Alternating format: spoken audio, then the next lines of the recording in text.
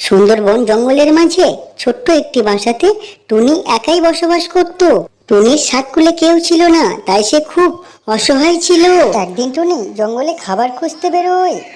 তখনই জঙ্গলে প্রচুর ঝড় বৃষ্টি শুরু হয়। কি করবে টুনি কিছুই বুঝতে পারছিল না। তখনই টুনি দেখতে পায় দূরে একটি ঘর, আর টুনি ওখানে ছুটে যায় আশ্রয় নেওয়ার জন্য। ওই ঘরের মধ্যে ছিল কালু কাক। টুনি একটু আশ্রয় নেওয়ার জন্য বলে, কিন্তু কালু কাক থেকে মানা করে আর তাড়িয়ে দেয়। টুনি কিছু না বলে বৃষ্টির মধ্যে ওখান দিয়ে চলে যায়। বেশ কিছুদিন পর একদিন কালু কাক জঙ্গলে খাবার খুঁজতে বেরোয়। খাবার না পাওয়ায় অনেক দূরে যেতে হয়, আর ফিরতে ফিরতে তার সন্ধ্যা হয়ে যায়। আর তখনই জঙ্গলে প্রচুর ঝড় বৃষ্টি শুরু হয়। তখনই কালু কাক একটু আশ্রয় নেওয়ার জন্য জায়গা খুঁজতে থাকে, আর তার চোখে পড়ে জঙ্গলের মাঝে একটি ছোট্ট ঘর। তখনই সে ওখানে ছুটে যায়, একটু আশ্রয় নেওয়ার কথা বলে। তখনই টুনি বেরিয়ে আসে আর কালু কাককে নিয়ে ঘরে যায়। আর টুনির ঘরেতে থাকা ভালো মন্দ খাবার নিয়ে কালু কাককে খেতে দেয়।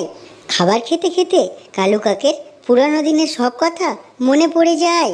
এক ঝড় বৃষ্টির দিনে কালু কাক টুনিকে তার ঘরে আশ্রয় না দিয়ে তার ঘর থেকে দূর দূর করে তাড়িয়ে দিয়েছিল। তখনই কালু কাক তার খাবার রেখে টুনির কাছে ক্ষমা চায়, আর টুনি কালু কাককে ক্ষমা করে দেয়। এরপর থেকে কালু কাক আর টুনি খুব ভালো বন্ধু হয়ে যায়।